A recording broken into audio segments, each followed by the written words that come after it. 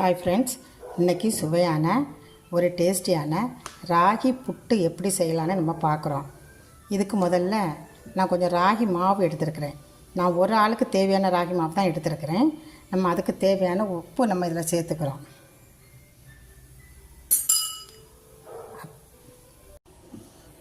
இதில் நம்ம கொஞ்சம் கொஞ்சமாக தண்ணி சேர்த்து அப்படியே புட்டு மாவு பதத்துக்கு அப்படியே விரைவி வச்சுக்கிடணும். அப்படின்னா நம்ம இப்படி பிடிக்கிறோன்னா அப்படி நிற்கணும். அப்படி தான் அது புட்டு மாவு பதம்னு நம்ம சொல்லுவோம். அப்படி வச்சுட்டு நான் இப்போ சிரட்டை புட்டு அப்படி தான் நான் வைக்க போகிறேன்.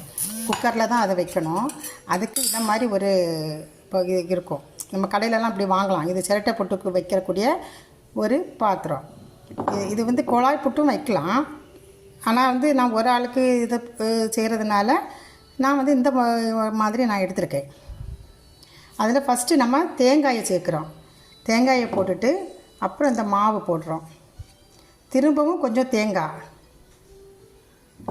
அப்புறம் இந்த மாவு, அப்புறம் இதை அழகாக இப்படி மூடி இப்படி வச்சுக்கிறோம். இதில் தண்ணி சேர்த்து விசில் போடாமல் இதை நம்ம இதில் வச்சு வேக வைக்கிறோம்.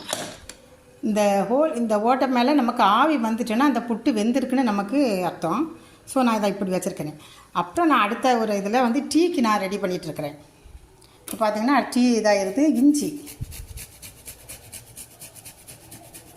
இந்த புட்டு சாப்பிட்றதுக்கு இஞ்சி டீ ரெடி பண்ணிகிட்ருக்கிறேன்.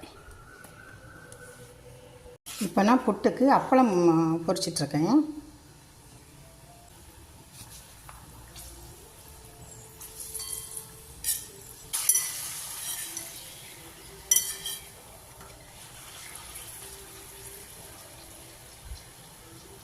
இப்போ ராகி புட்டு, அதுக்குள்ளே அப்பளம், அழகாக ஒரு டீ. இன்றைக்கி காலையில் எனக்கு பிரேக்ஃபாஸ்ட் இது தான், ஹெல்த்தியான ராகி புட்டு. இது செய்கிறதுக்கு ரொம்ப ஈஸி.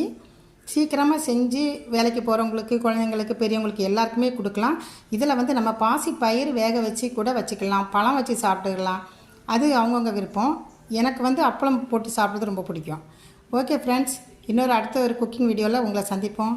பாய். Hi friends.